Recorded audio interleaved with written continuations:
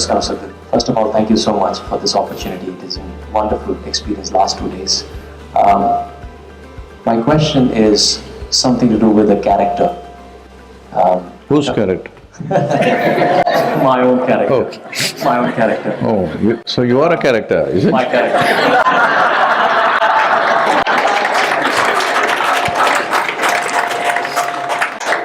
Being a character is little better than being a creature.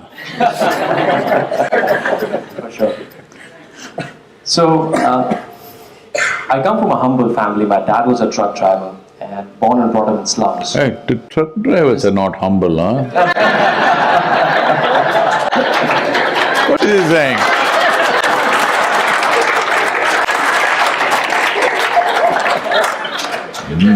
Hey.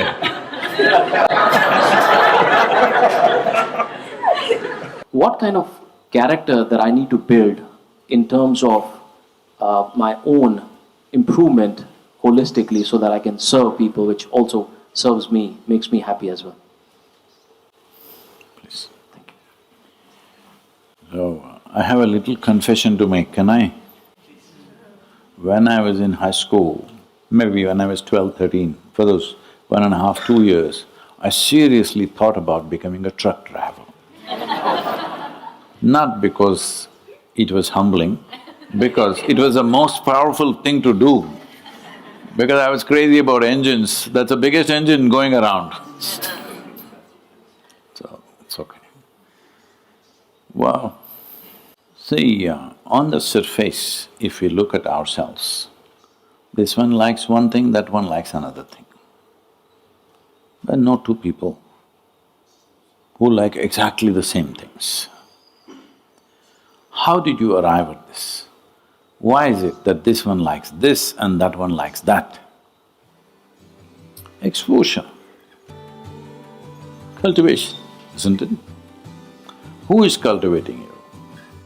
Who is molding you like this?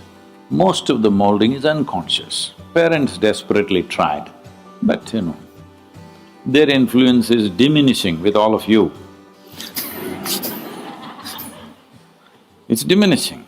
There was a time grandmother was the biggest influence. Now who the hell is listening to the grandmother?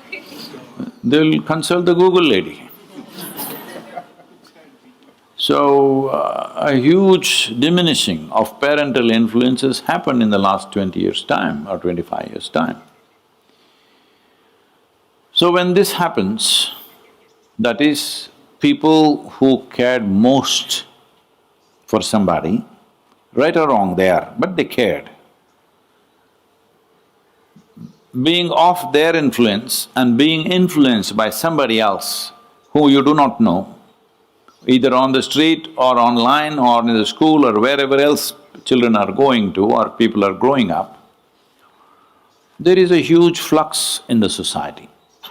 If we don't handle this flux carefully, responsibly, it can be a disaster, because people who don't genuinely care for you are trying to mold you. People who cared for you, they definitely care for you, but do they have a perspective about life? Not necessarily. The question is, what comes at you largely is a consequence of the times in which we live. What we make out of it is 100% ours. So what we make out of it is what you're talking as the word character. That's not a very positive word. You're a character is not a positive word, okay? So, when you say character, you're talking about what are the qualities that should guide me. If there was a choice between sitting here and dripping ecstasy every moment of your life, or being, as people say, ups and downs are good, because that's all where they have. Or some people even say, only when you're really depressed and really oppressed, your intelligence will fire, and what tremendous things people have done, do you see? How great things people have done when they were imprisoned and beaten and tortured. There are people who are arguing for that also. Doesn't matter who says what. What is your natural choice? Highest level of pleasantness or unpleasantness? Pleasantness. Yes or no?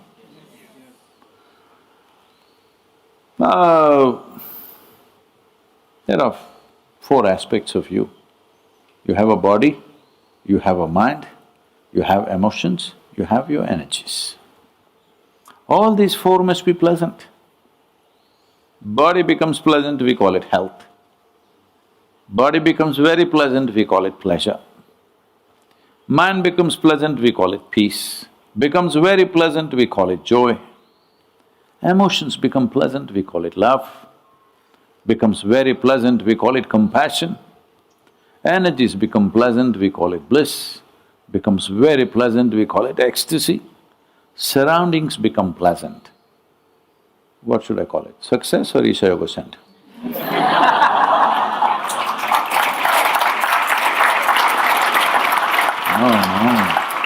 I'm telling you this because to create pleasant surroundings, it takes a lot of work. Enormous amount of management, constantly doing something about it. So, creating pleasantness around you is subject to various people, various things. Right now we're sitting here, if one of you start freaking, you can create an unpleasant atmosphere, all right? But pleasantness of the body, mind, emotion and energy is 100% your business, isn't it? You don't try to build a character, you understand? Because you will become a character. If you become a very strong character, you will become a caricature. See, I want you to look at this. Somebody, when you are a child, somebody around you is a very strong character. You look at him and think he's a caricature, isn't it? Or a creature. They're a different order of development. Yes or no? Somebody is such a strong character, nobody can bear with that nonsense. So don't become a character. If you are a joyful, sensible human being, you will do what's best. What will you do? Well, we have not come the same way, our competence and our capabilities are different. Accordingly we will do. Maybe you cannot do what somebody else does, it doesn't matter. You will do your best because when you're joyful by your own nature, you are not an impediment in your own life. You're not the problem in your life. You are never the issue. This one thing you make sure. In your life, you're not the issue. There are other issues, thousands. If you have 1,000 issues per day, that means you're doing a lot of things, it's good. But I'm not the issue. The moment you become stressful, the moment you become tense, the moment you become miserable, the moment you become angry, you have become the issue, isn't it? Just take care of this one thing, you don't need a character. You can just be like life. You're life, are you? So don't become a character. Just life. Life means, life is the director of all characters. Because there is life, the body evolved like this, huh? You're not born like this, isn't it? Because there is life throbbing here,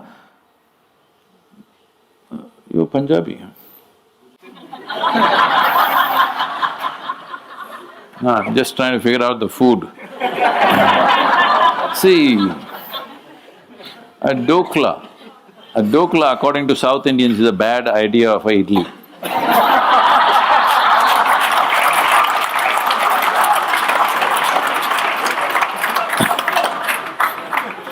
But you don't look like a dokla. You eat a dokla and it becomes you. So why is this? Because life is throbbing, isn't it? Whatever the hell you put into this, it becomes like this. There are some guidelines of genetics and evolution and stuff, but the rest is being done by the intelligence that you call as life. So keeping that in full force is the most important thing you need to do. Don't build characters. If life is full on, see, if your body is full on, it'll behave one way. Only if your intellect is full on, you will behave another way. Only your emotions are on, you will behave another way. But if this life is full on, it will not do anything life negative, isn't it? You need a better insurance than life? I'm asking. Life is the only insurance, isn't it, you have? So, this is the most important thing, this is a serious mistake large percentage of humanity has made is, we think we have to create something. No, it is already there. Which, say a mango tree is not trying to manufacture coconuts. Its only aspiration is to become a full-fledged mango tree. In that outside there are many impediments, maybe there is no water, maybe there is a hungry cow, maybe something else, all these things. But its only aspiration is to become a full-fledged mango tree. This is all. Your aspiration is to become a full-fledged life, full-on. Will all these lives will find expression the same way? Never. Each one will find in their own way. But as long as they're not constipated life, they are full-on life, it's fine. Because if you craft your character in a certain way, you will also expect how her character should be. Yes or no? Inevitable, isn't it? See, I craft myself and say, this is my character. Now what is her character? It must fit into what my template of character, otherwise she won't pass. Don't do that to yourself or to anybody.